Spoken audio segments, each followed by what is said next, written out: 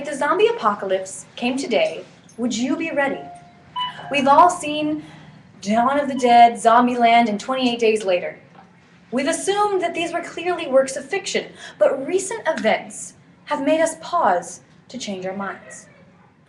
2 men have already faced cannibalistic attacks in the past month. 1 man survived, but is now missing a large portion of his face. 1 man didn't make it. With these so-called zombie attacks springing up across the nation, we are each forced to wonder, am I ready for the zombie apocalypse? The first event I want to discuss happened in Miami, Florida on May 26, 2012.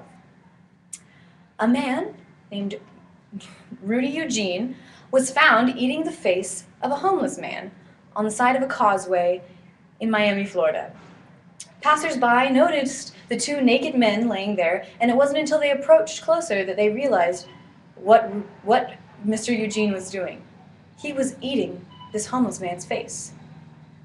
Now, as frightening as that may be, when the police showed up, it took 4 bullets to stop him. Eyewitnesses reported that he stood up, held his head like so, with flesh dripping from his mouth, and growled. Now, the police suspected that there must have been some drug involvement. They assumed it to be bath salts, which are becoming increasingly popular in the club scene. The side effects of bath salts include superhuman strength and make the user irrational and impossible to control. Now, if that doesn't sound like zombies, I don't know what does.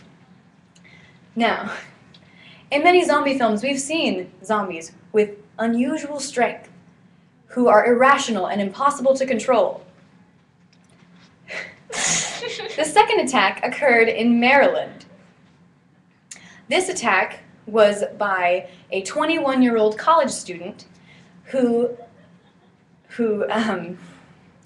attacked his roommate, ate his heart and pieces of his brain. He was only discovered after a visitor noticed tins full of hands in his basement. The rest of his roommate's body was found scattered across a church nearby. Oh my goodness. Now, you might think, what does this all mean for me? For you, it means that you need to prepare. You need to be ready for the zombie attacks that are probably going to occur to you. These attacks have already started happening. Innocents are being attacked by people they know, people they don't know. You are not safe. Now, how does one prepare for a zombie apocalypse? Clearly, we have not encountered this before. But there are certain things that I know that we must do. Those include preparing physically and by stockpiling supplies. Physically, you must begin by working on your cardio. You'll never escape from a zombie if you can't make it 100 yards without passing out. Secondly, you must begin dieting to survive on the rations that you will have during the zombie apocalypse.